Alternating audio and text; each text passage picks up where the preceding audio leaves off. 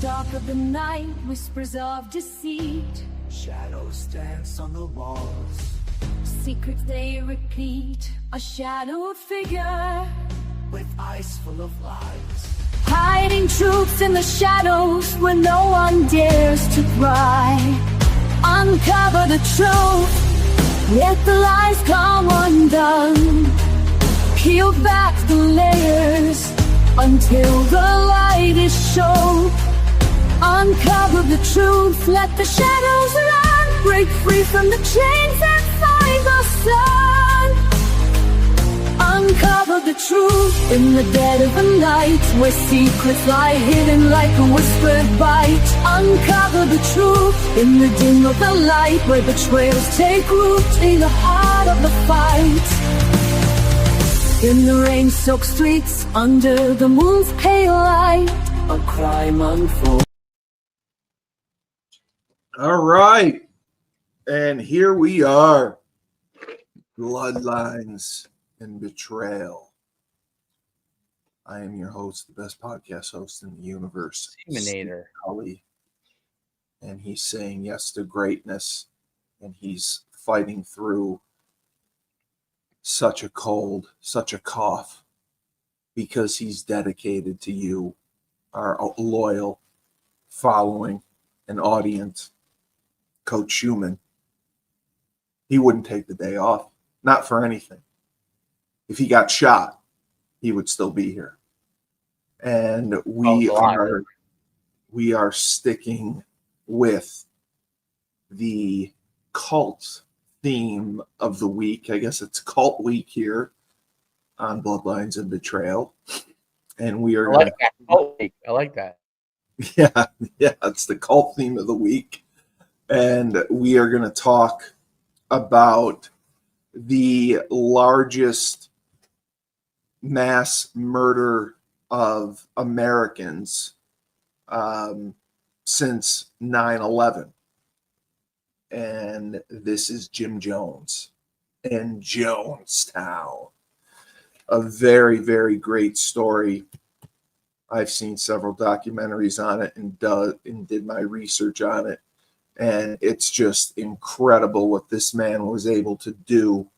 And it's also very psychological to see, in the absence of leadership, when people are down on their luck, in the absence of any type of leadership, they will follow whoever stands up and takes them aside and says, I got this. I got you. That's what Jim Jones did. Charlie Manson did. David Koresh did. And they preyed on these people's vulnerabilities. And that is how they were able to build a cult. Jim Jones's story is very, very unique because it was completely unexpected. If you look at him from his early life, he was actually born in 1931 in a rural community, and his parents were actually Native Americans. They had Native American descent. His father fought in World War I, and because of that, he had several illnesses. They suffered through the Great Depression and really ended up living in a shack. And this is kind of what started to influence Jones about our country and his disdain for it and wanting to break free from it. Where they lived, it was literally a shack that lacked plumbing and electricity. The family was really trying to get by through manual labor. They were farmers. They were really farmers. That's how they made their income during this time. They lacked food. They got no financial support from the government or their family, extended family. And they actually sometimes foraged in a forest nearby to get food and supplement their diet. And then the other thing that really influenced Jones, while his father was sick, he couldn't contribute much. Jones did a lot, and his mother was very, very, let's just say she was not a natural mother. She did not have those quote unquote maternal instincts. She often rejected Jones. And they did get some financial assistance from part of their extended family, but they were frustrated that the mother would refuse to work, absolutely refuse to work, and threatened to cut off any money to them unless the mother got a job. His parents didn't really care about him, were often gone during his childhood. His aunts and uncles were really the only ones to give him supervision. And it was known around town. This kid, Jim Jones as a kid, would wander the streets naked. They just see this kid running around naked. He was cared for by some of the female residents, and they gave him some food, clothing, and gifts. So he really had a difficult childhood, and that kind of formed his thoughts and his vision going forward. So early on, he basically developed an attachment to a church pastor. It was a female. I'm sorry, the wife of the church's pastor gave Jones a Bible, encouraged him to study it. She taught him about the holiness code. They attended what was called the Nazarene Church. And as Jones got older, he really became what we call a religious zealot. He attended services daily, and he would often go to multiple churches each week because he was just so ingrained in religion, and it fascinated him. And he was actually baptized by several different churches. And this is where his desire to become a preacher formed. And even as a child, because he was helped by, people in town, the church, he began to practice preaching in private, which was amazing. His mother claimed that she was disturbed when she caught him imitating a pastor of a local Pentecostal church. And Pentecostal churches are very passionate, I would say. So she speak in tongues. Yes, she tried to prevent him from attending all church services. And they had sympathy for him, but his neighbors realized, even as a child, he was really strange and unusual, obsessed with religion, but also obsessed with death. He also visited. This is what blew my mind when I first started. He would regularly visit a man who manufactured caskets in the town of Lynn. And get this, he held mock funerals for roadkill that he collected. So he collected dead squirrel on the road, and he would perform a funeral where he would practice preaching. Wow, he's a different cat. Yeah, I like that. That's what blew my mind. And allegedly, one neighbor of a neighbor of the family said that Jones himself killed a cat with a knife because he wanted to have a funeral. And he would be angry because none of the children in the area would come and attend these funerals. So he would perform them alone. He also, this is when his mental illnesses, I would say, started to happen. He claimed that he could fly. He once leaped off a roof of a building to demonstrate to others that he could fly, although he ended up falling, and luckily he only just broke his arm. Nonetheless, he just said he had exceptional abilities that nobody else had. He would put, like, this is even crazy. He would put other kids in life-threatening situations and tell them he was guided by the angel of death. And he would push them to do all these crazy things, and they did. He also committed several sacrilegious pranks in the churches he attended as a boy.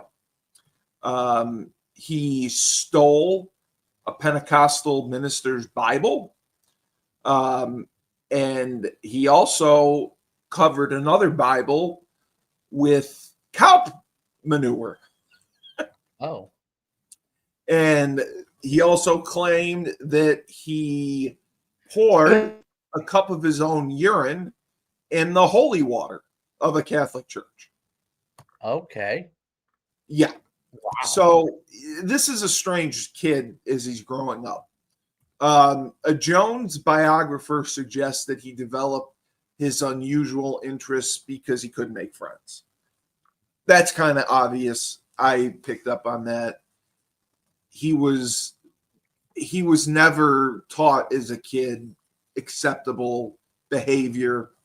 He was not someone who regularly attended school. So, I mean, he was like a feral kid. He were roaming the streets of Lynn naked. So, his strange religious practices stood out to many people. He misbehaved frequently. He was becoming now it's not just kids being kids. Now he's a teenager and he's escalating what he's doing. He's stealing candy from merchants in town. His mother was required to pay for his thefts.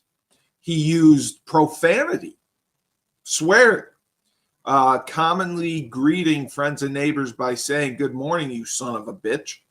Hey, you dirty bastard."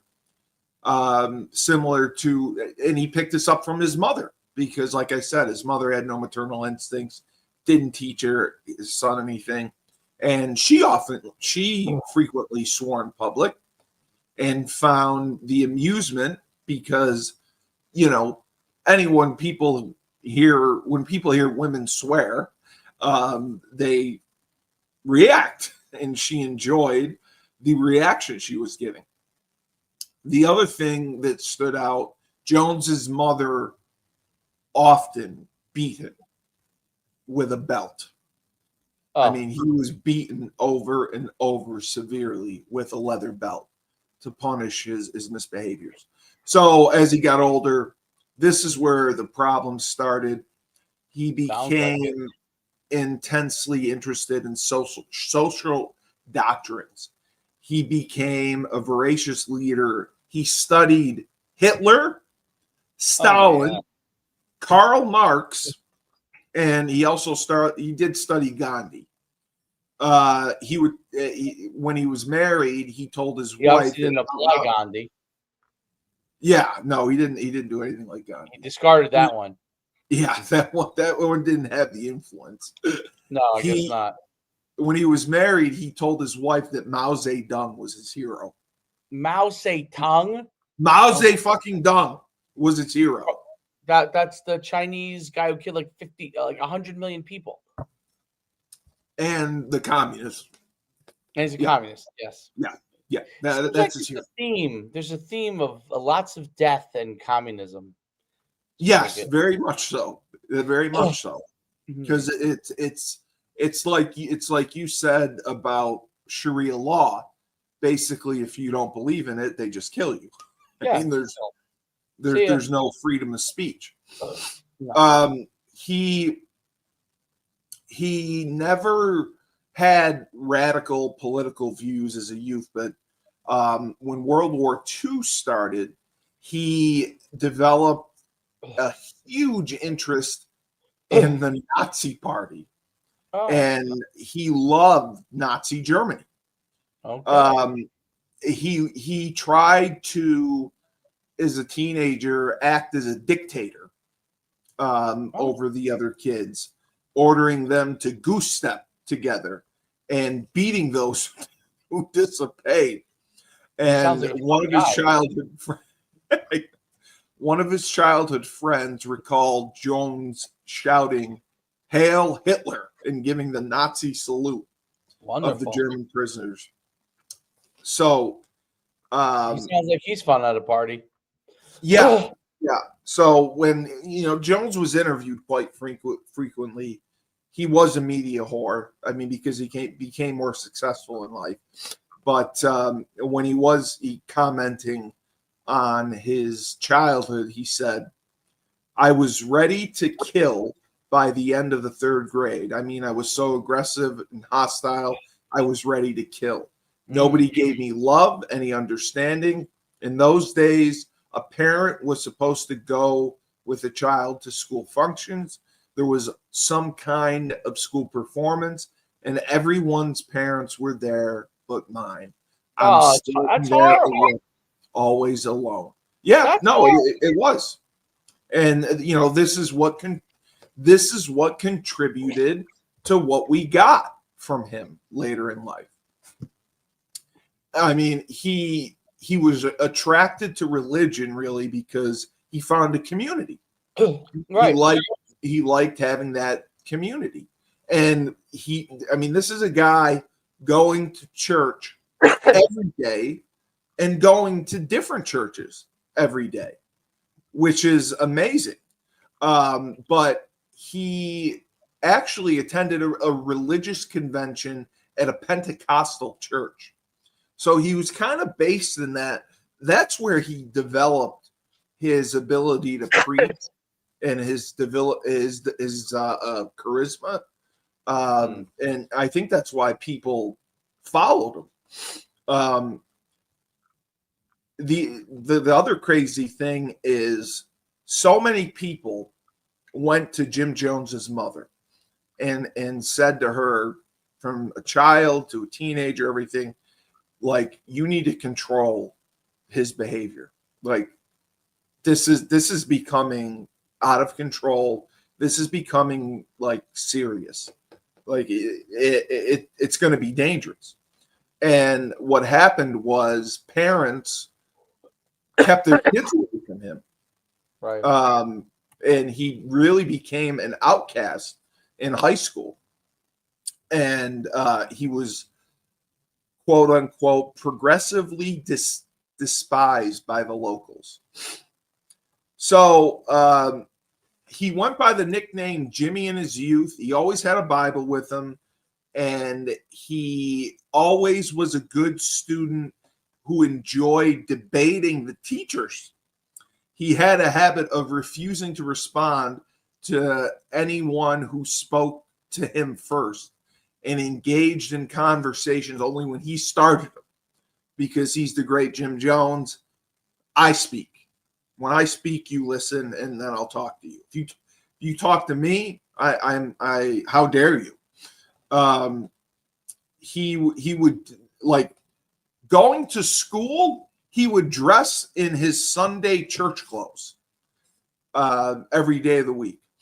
His religious views alienated him completely from young people. Because, Dave, you're in high school, and if there's this kid who is coming around preaching and hyper religious, like we're playing sports, like we're hanging out, we're looking at girls, like we're not religious.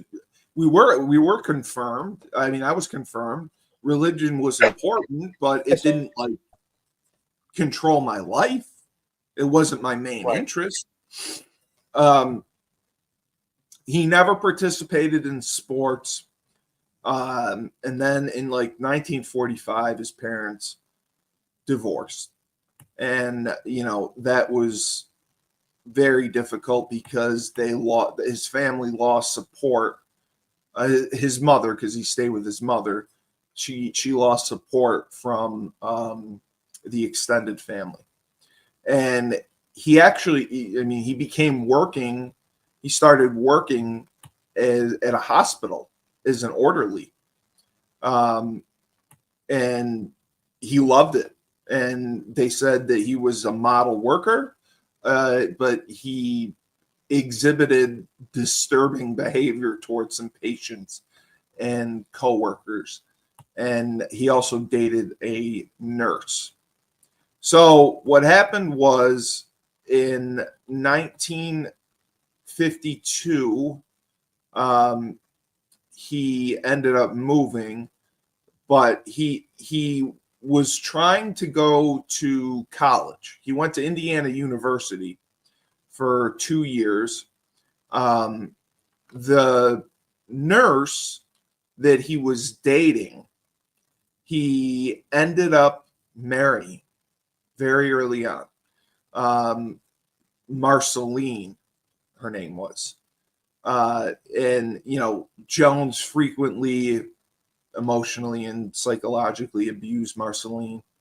Jones insisted on attending a new church. Marceline was a Methodist, so Jones wanted to attend a full gospel tabernacle, but eventually compromised and began attending a local Methodist church. Despite attending churches every week, Jones privately was still having issues with his wife. He was consistently insecure, and he often really needed Marceline's love and loyalty. Like he just questioned it. He thought she was cheating. He just didn't believe that she loved her. And he put her through a lot.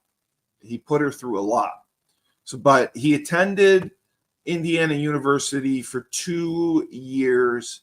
They were living in Indianapolis. He took night classes at Butler in University to continue his education. And he finally earned a degree in secondary education in 1961.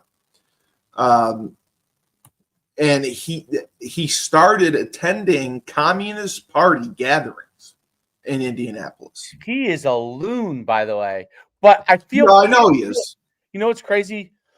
It's one of those things that, like, when they're young, if you don't fix the problem, or if you don't take care of the kid, you recognize that the family dynamics, and this happens throughout the United States, all over the place. It's just that this guy did a mass. It really is. But it's crazy how he was a feral kid. He was probably a kid that was trying to figure things out. Didn't know why he felt certain ways. Had no one to help him through it. Nobody helped him. And he did seek out. So that's the crazy part, is religion probably for a long was trying to. He was That was his community. He was in the religious side because he was trying to get some level of salvation, and Yes, then exactly. the dark side of him, the devil side, was this whole goose stepping communist. So he Right. had two sides on his shoulder, like literally the angel. You know, like when we were kids, Yes. Yeah. the angel and the devil, and he somehow leveraged the angel part to become the devil, which is crazy. But it was part of it because his upbringing was so 100%. messed up. He could never he didn't know how to figure things out. And Because nobody cared about him. look at the terrible results it leads to.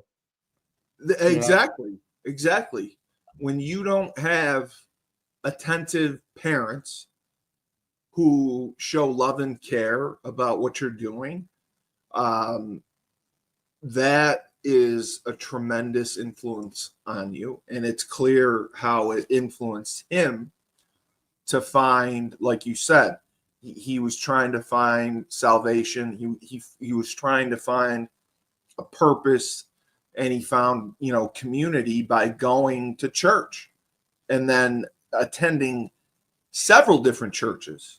I couldn't imagine that, attending several different masses a day at different churches. So basically, believing that this is the one thing that was different. He believed that a racially integrated and rapidly growing latter rain movement offered him a greater opportunity to become a preacher. He convinced his wife to leave the Methodist Church and join the Pentecostals.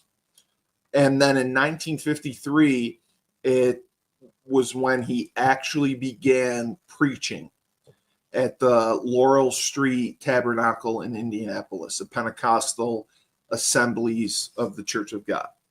Jones he held healing revivals there, and then he began speaking at other churches in the latter rain movement. I don't know what the Assemblies of God are, but the Assemblies of God were strongly opposed to the Seventh-day latter rain. Adventist, maybe? Is that Seventh-day Adventist, Assemblies of God? It doesn't say. It doesn't even come up. It just says that they were opposed to the latter rain movement. In 1955, they assigned a new pastor to the Laurel Street Tabernacle who enforced their line of denomination ban on healing revivals, because that's what Jones was big on. Assemblies of God is Pentecostal. Okay. So this is what led Jones to he created a new church, and it was called the People's Temple. This was the church that he became famous for. His new church at the time only had 20 members who came with him from the Laurel Street Tabernacle, and they were not financially able to support his vision. At one point, he apparently he had pet monkeys. He sold them to raise funds for his church. So, he built this thing from the ground up. So what he did, he was brilliant by doing this. He saw the need for publicity, and he used that to popularize his ministry and recruit members. So when he was ordained as a minister, it was in 1956. He knew he needed a well-known figure to draw crowds. So he attempted to share the pulpit with a man by the name of William M. Branham.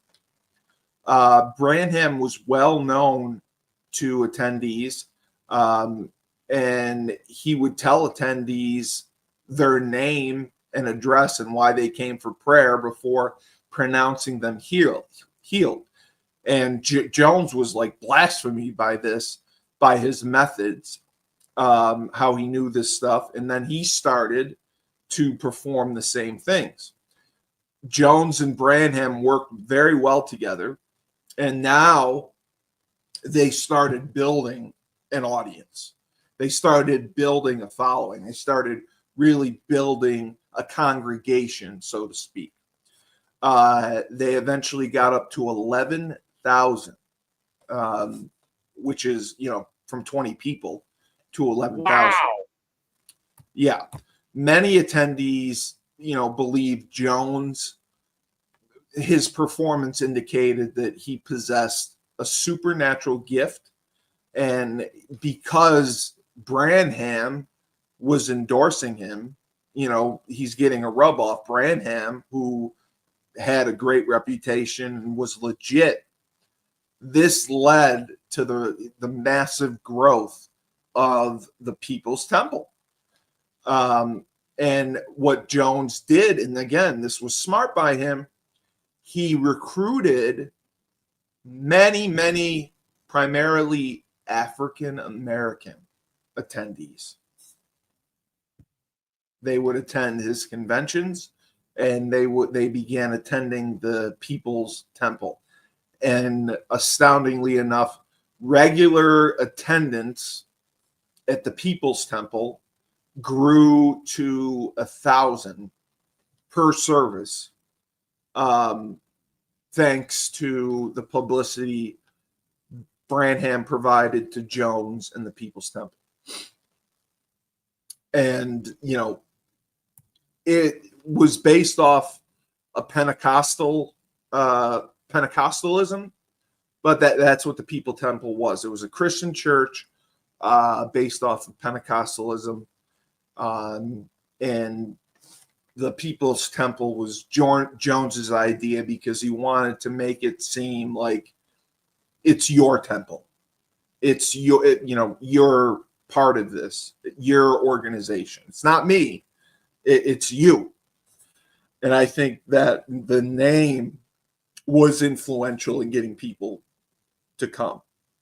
So after this, he started to go to many states all over the country with Branham, and they were performing these revival campaigns. And the People's Temple hosted an international Pentecostal convention in 1957, headlined by Branham. And it just, again, was huge. Was Branham with him from the get-go, or No, he recruited him when he started the People's Temple, because he knew he needed a big name. Because like I said, when he first did his preaching, 20 people showed up. So he knew he needed publicity. He knew he needed a big name. And I don't know anything about William Branham, but apparently he was a big name that people respected. And when Jones was side by side with him preaching, that is what grew the church. So Jones adopted one of the latter rain's key doctrines, which he continued to promote for the rest of his life. And this was the manifested sons of God. William Branham and the latter rain movement promoted the belief that individuals could become manifestations of God with supernatural gifts and superhuman abilities. Okay. And they believed that such a manifestation signaled the second coming of Christ. And people endowed with these special gifts would usher in a millennial age in the heaven of earth. Jones was fascinated by this idea, and he used it to promote utopian ideas that eventually he convinced himself he was a manifestation of God. And by 1960, he was teaching. He was a manifestation of Christ, the revolution. And basically, Jones stole from Branham. Branham was a major influence on Jones. He adopted elements, Branham's methods, doctrines, style, and that was kind of how he became the person that he ended up becoming. He was stealing from this guy. Once it kept taking off, he was getting more and more African Americans. He also became aware of Father Divine, who was an African American spiritual leader of the international peace movement, who was often derided by the Pentecostal ministers for his claims of diversity. And Jones visited Father Divine's peace mission in Philadelphia, and he was just looking to talk with him, to give an authentic, unbiased, objective statement about his activities to his fellow Pentecostal ministers, because his church had the majority was black. So Divine was another. It is his following was black. What was the appeal to the African American to blacks? What was the appeal of Jim Jones's church? I think because he was a Pentecostal, because he was a white man who accepted them. I think that was huge. Okay. And like it said, most of them were poverty stricken. So here's the guy. That might be how he related to people, because he was poor growing up. Exactly. Probably could speak to the similar things that he was going through that they went through. Exactly. I know where you've been. I've been to the bottom. I know how it feels. I know how it feels more to the bottom than they were. I know how it feels to not have water. Yeah. So I think that's which he did. I think that's how he connected with them. Yeah, right, because he knew all those things. Shoot. Wow. Yeah, absolutely. Wow. So in 1960, Jones became the director of the Human Rights Commission, and the Indianapolis mayor was the one who appointed him to this, and he wanted Jones to keep a low profile. However, Jones was using this position to secure new outlets for his views on radio and television programs.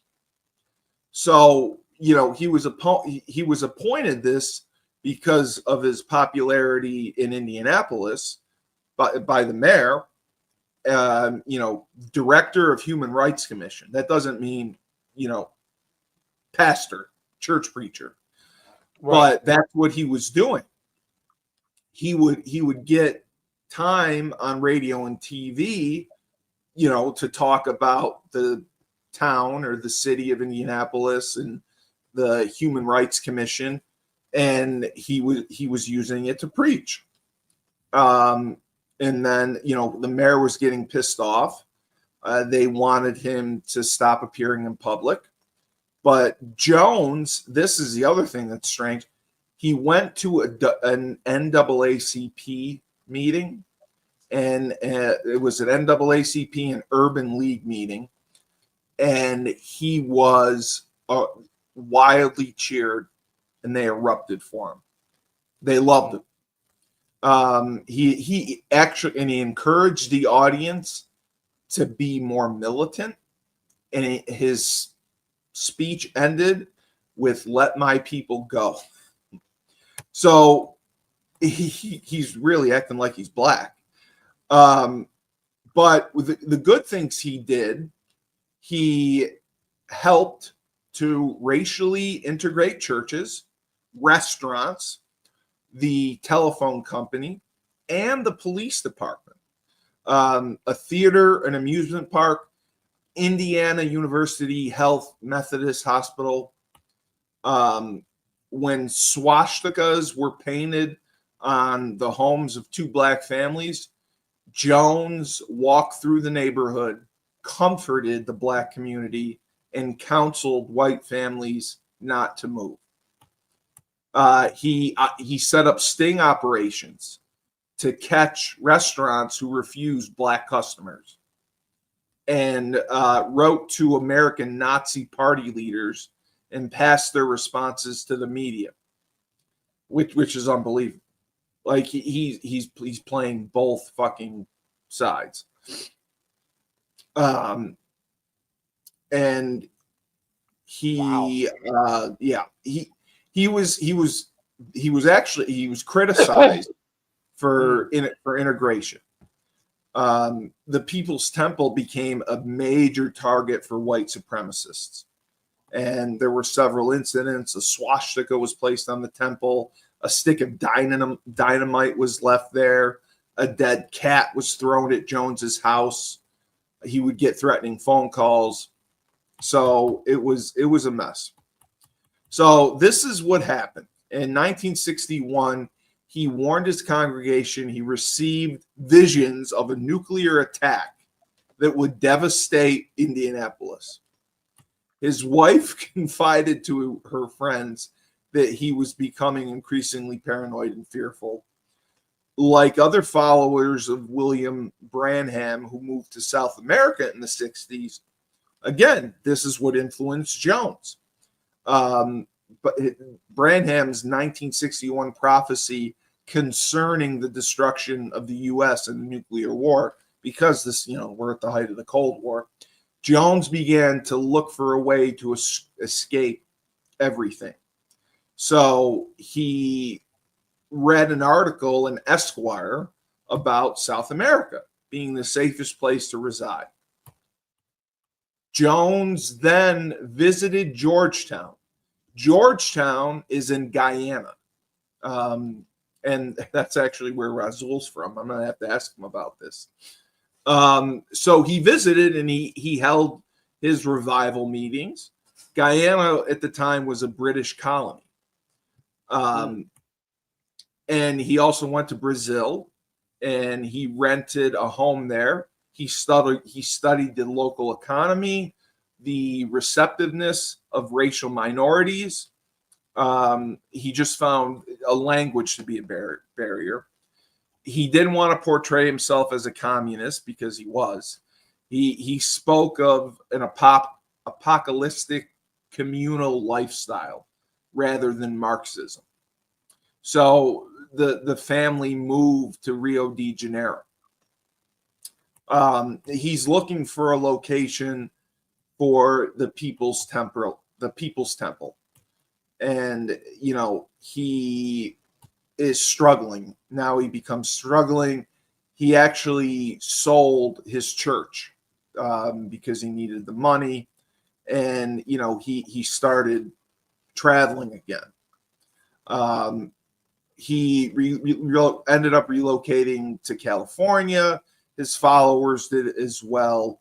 And he actually, he took a job as a teacher to make extra money, but he also used the position to recruit people to the People's Temple. He was teaching his students the benefits of Marxism and lecturing on religion. And he was able to get like another 75 to 100 people into the congregation. So they found another church in California, and they were there for several years. I'm going to go down. Now, this is when he also was starting to abuse drugs. He increasingly the way to control people, and he knew this, you fear. Make them fear. Make them scared. And fear was a way to control and manipulate his fathers. And he often talked about an enemy seeking to destroy all of them, destroy him. The enemy changed over time. It was the KKK, then the Nazis, then redneck vigilantes, finally the American government. So that's why he convinced everyone the American government's going to shut us down, and we're going to have a little like Koresh. Yeah, 100%. Maybe more radical. Yeah, no, absolutely. So, okay, I'm listening. This went on for a while. Finally, in 1971, reporters came and covered one of Jones's divine healing services, and the news report led to an investigation by the Indiana State Psychology Board into Jones's healing practices. A doctor involved in the investigation accused Jones of being a quack and challenged Jones to give tissue samples of material he claimed fell off people when they were healed of cancer. The investigation caused alarm within the temple. He'd been performing faith healing miracles since he started working with Branham. On several occasions, his healings were revealed as nothing but a hoax. In one incident, Jones actually drugged a temple member, and while she was unconscious, a cast was put on her arm. She regained consciousness. She was told she was falling and broke her arm and had to be taken to the hospital. In a subsequent healing service, Jones removed her cast in front of his congregation and told them that she was healed. So, he got caught doing that. He was fearful that his methods would be exposed in the investigation. So he announced he was terminating his ministry. So in the fall of 1973, Jones and the Planning Commission developed an escape from the United States because they were fearing a government raid. This is when they made plans to relocate the People's Temple. Guyana was the favorable location, citing the recent revolution, socialist government, and favorable reaction Jones received when he visited. They had a vote. The group voted unanimously to set up an agricultural commune in Guyana, and they traveled to find the location. So they go there. By the summer of 74, he purchased, land and supplies were purchased in Guyana. This was what is crazy too. Jones was put in charge of the project and oversaw the installation of a power generation station, clearance of fields for farming, and construction of dormitories for the first settlers. Now, he brings his entire congregation down there. They're basically doing slave labor. They're building this town.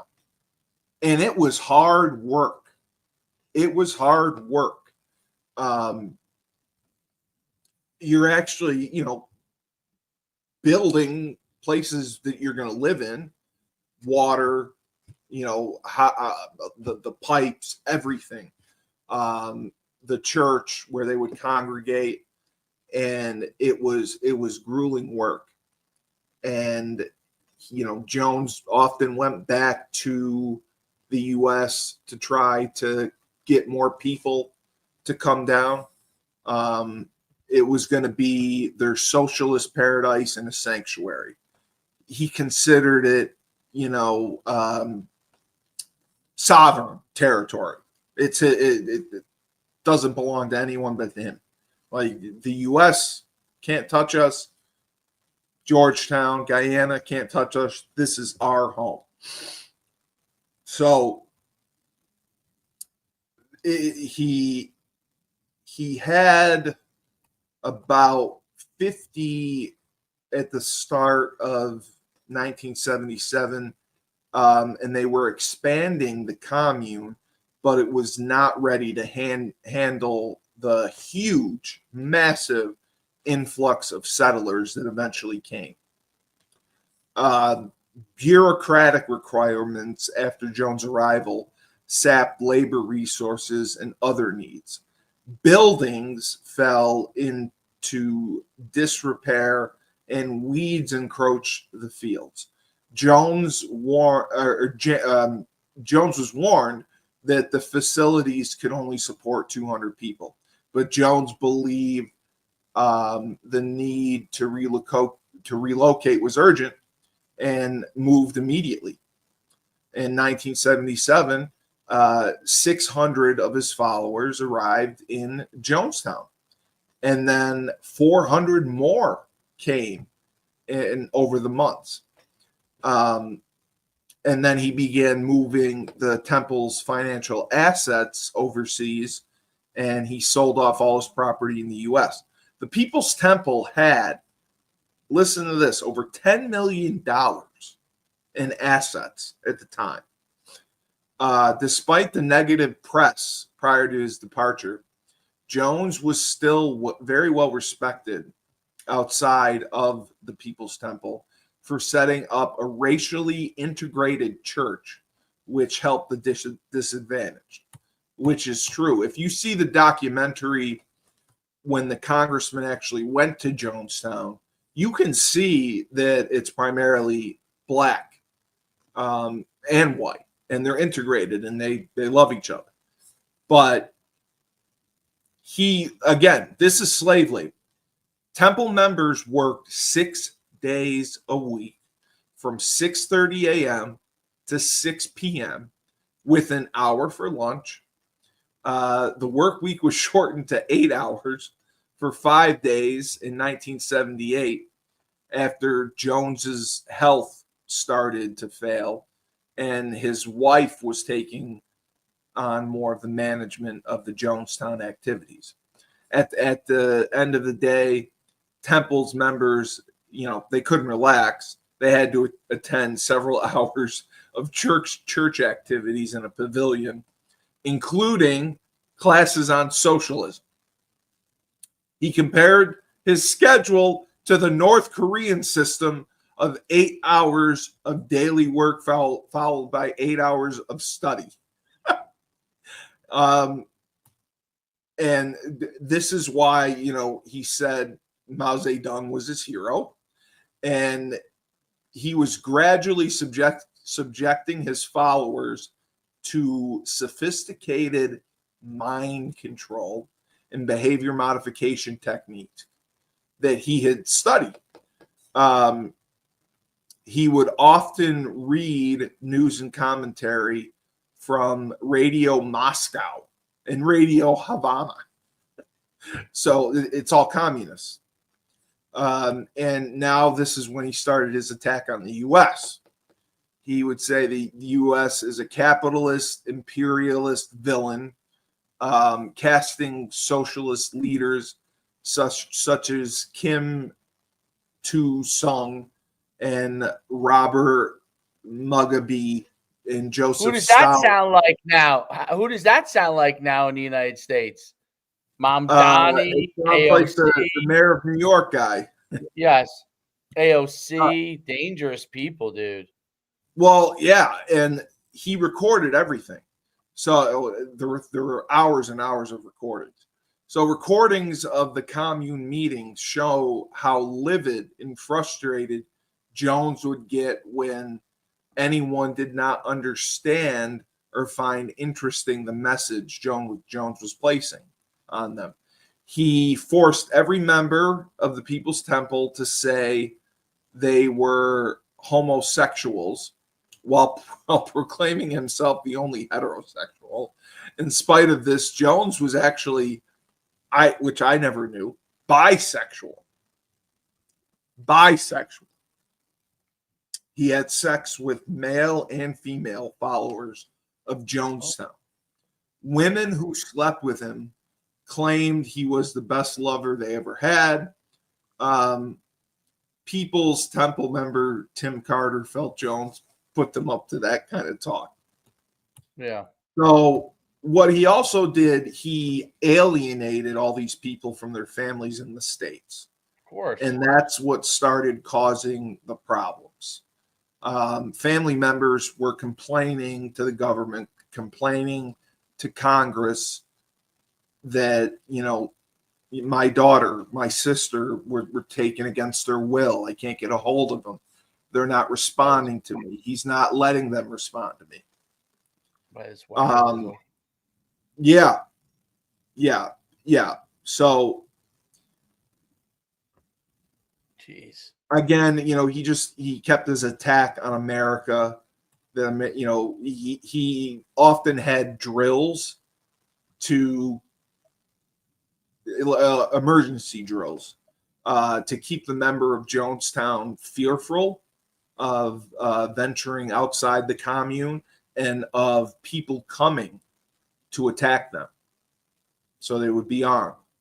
You know, following 2 visits by the United States Embassy personnel to check on the situation, and there was an IRS investigation in 1978, Jones became increasingly, you know, convinced of an attack, and he feared it was coming.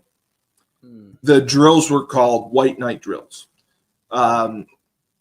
So this is when he created the cyanide.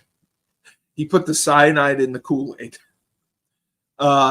He told his followers he was going to distribute poison for everyone to drink in an act of suicide during a drill. A batch of fruit punch was served to everyone in the pavilion who sat by crying and waiting for their death. Everyone drank the Kool-Aid. Is that where the term comes from? Everyone drink the Kool-Aid? Well, he told them this, but after time passed, Jones informed his followers it was a drill and there was no poison in their drink. He wanted to test their loyalty. That's why he did it. He wanted to see, you know, if anyone was going to toss the Kool-Aid or anyone was going to run away. I would toss that out. This showed the loyalty to him. I can't even imagine that. You're sitting there and he said, okay, this is for real. They're coming to attack us. They're going to take away our freedom. We are going to go to heaven all together. In his, you know, there is poison in this drink and it's going to kill you. You must drink it. And everyone's crying and they all get the cups passed out and they drink it and they're all sitting there waiting to die. And then he finally tells them no. He's sick. He's bonkers sick. I understand.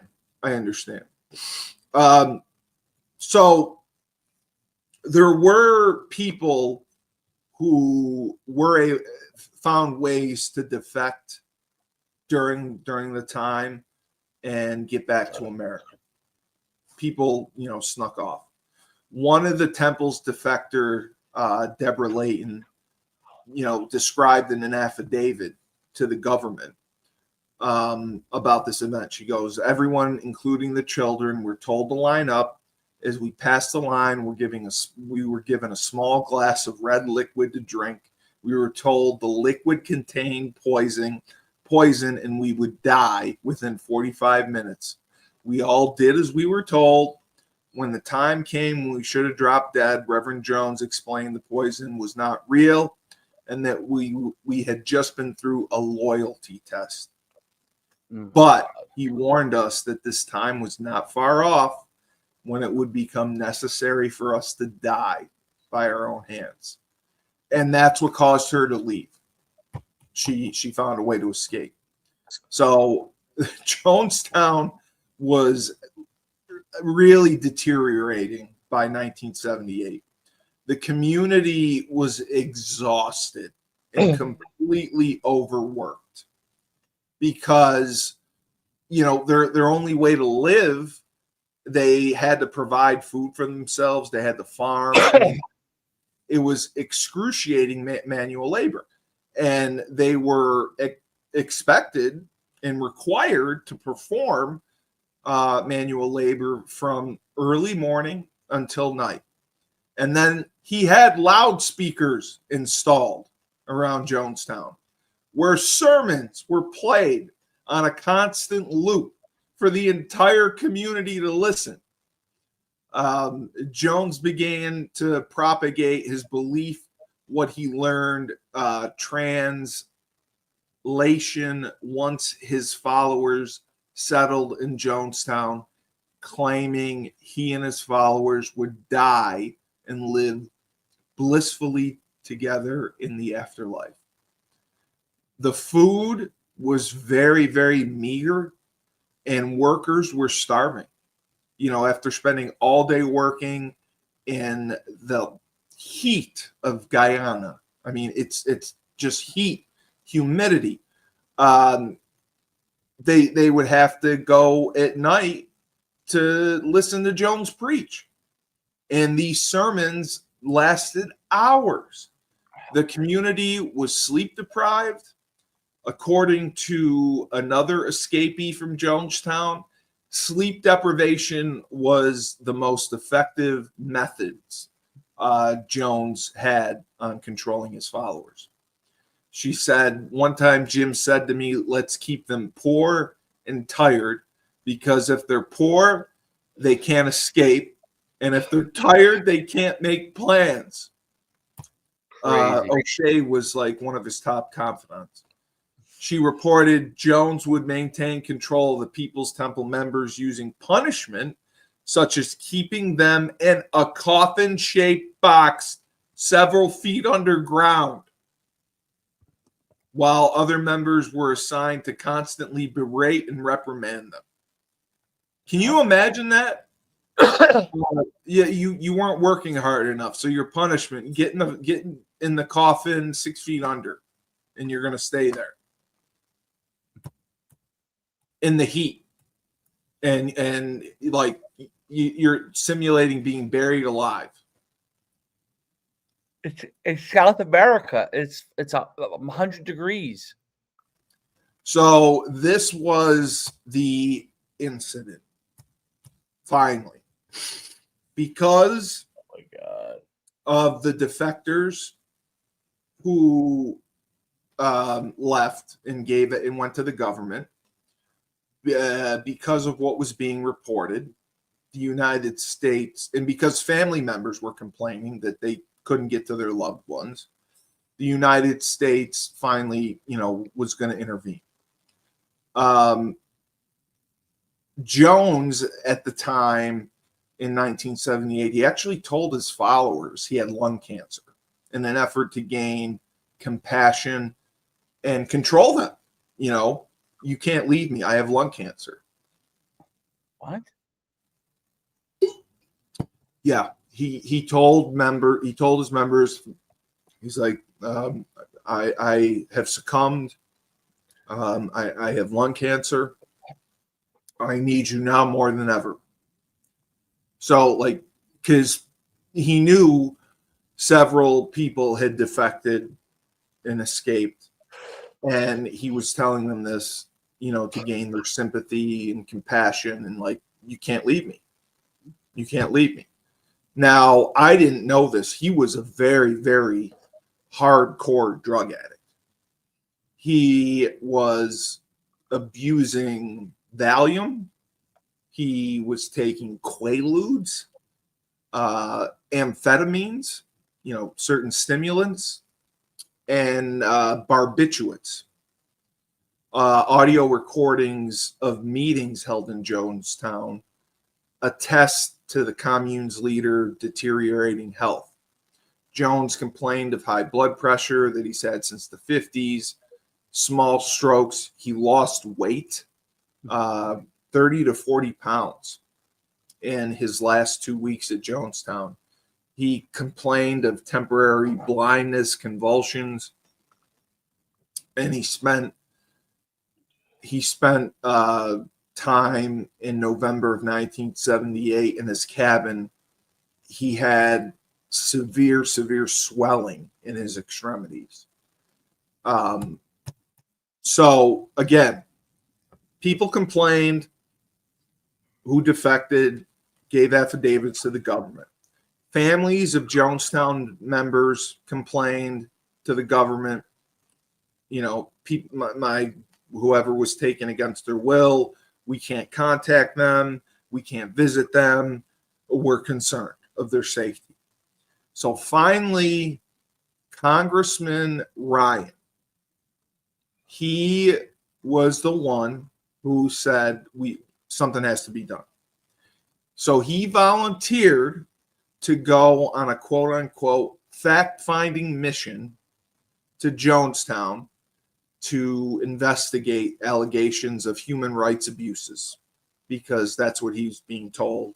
That's what he was told from the temple members who escaped.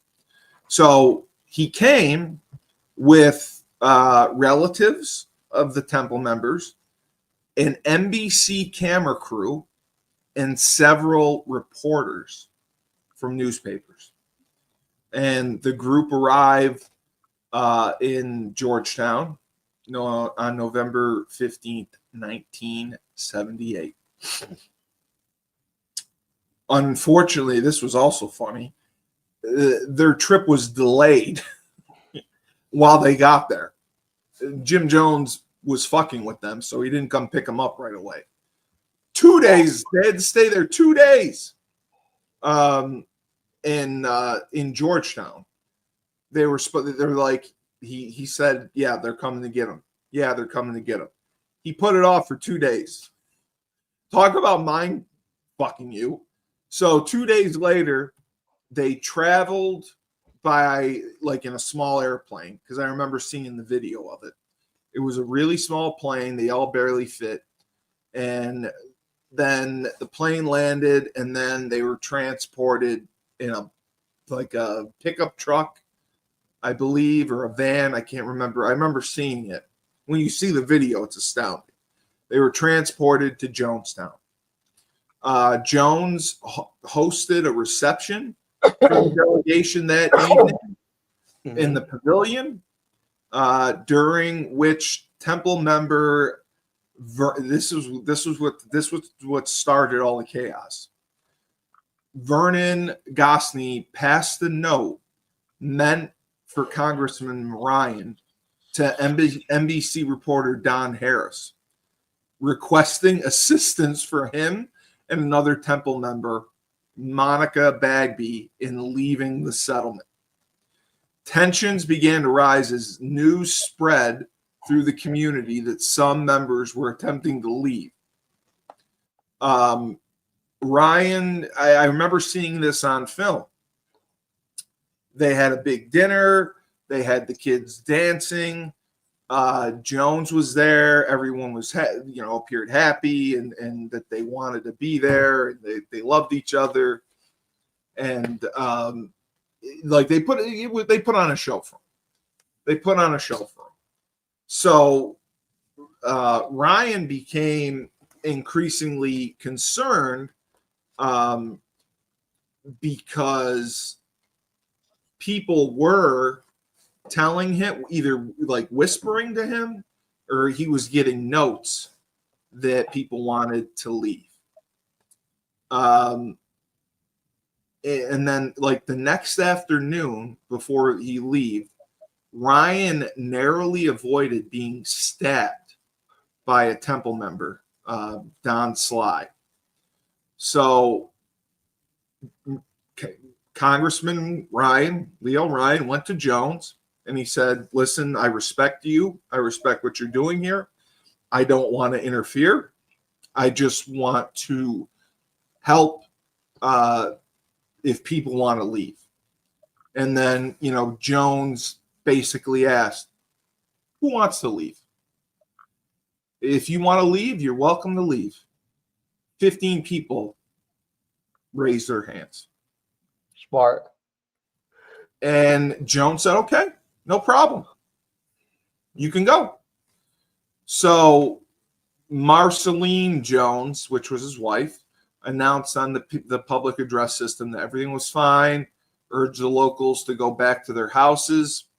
And Ryan left Jonestown for the port where the plane flew in. During this time, aides prepared a large metal tub, grape flavor Kool-Aid, poisoned with Benadryl, promethazine, Promethazine. Yeah, promethazine, chloropromethazine, chloroquine, chloral hydrate, diazepam, which is Valium, and cyanide. Cyanide is a killer. So members, so they drove Congressman Ryan and the people who wanted to leave to the plane on the airstrip that was going to fly them back to Georgetown, and they would fly from Georgetown back to the U.S. Yeah. So as soon as they get there, Jonestown's Red Brigade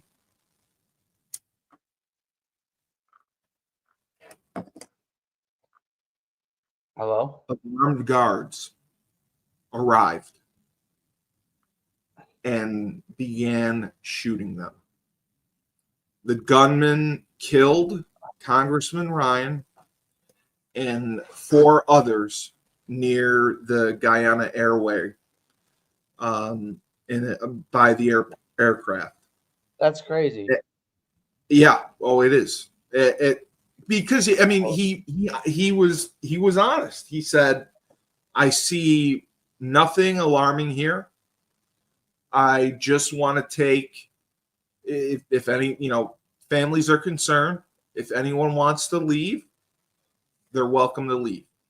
And I'm just here to take them. I see everything that you're doing, and it's nothing illegal. It's nothing that we're going to get involved with. My concern is people are being held against their will." Right. And that's what he told Jones. And that was really, and I believe that was true.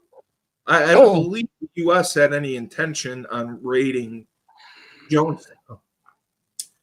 So again, they get there.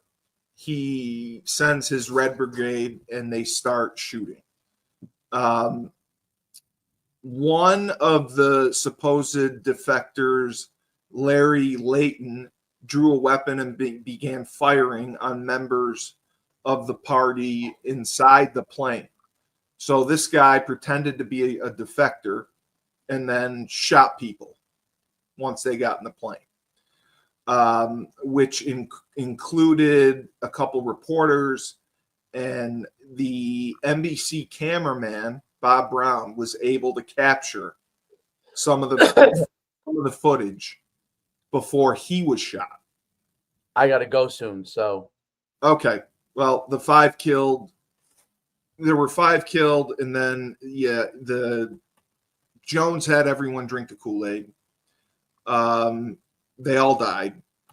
Jones's son was actually playing in a basketball tournament and survived. Because he believes this because his mother sent him to play in this tournament to protect him. So everyone else drank the Kool-Aid and died. The U.S. eventually arrived and investigated, and this was the largest attack on Americans since 9/11. So again, I apologize for No, being long-winded with it, but I just wanted to give the background on Jones. it was It's just good. amazing how he was so charismatic, and he learned from this Branham guy. He copied a lot of his philosophies, practices, the healing crap, and he preyed on African Americans who were in poverty, and that's why he was able And I to. think the key was he preyed on poverty people. Yeah, exactly. Yes, There were white there depended too. on him. Yes, that depended on him. That depended on him. But he had a big connection with African Americans for that. Correct. You know, which is Correct. which is crazy. And like the defector said, keep them poor, keep them weak. Because if they're poor, they can't leave, and if they're weak, they can't plan. Like, that's incredible that came out of his mouth. And I do believe that his upbringing, it's not all on him. He had a horrible upbringing. I know a lot of people have a horrible upbringing, and they make it out.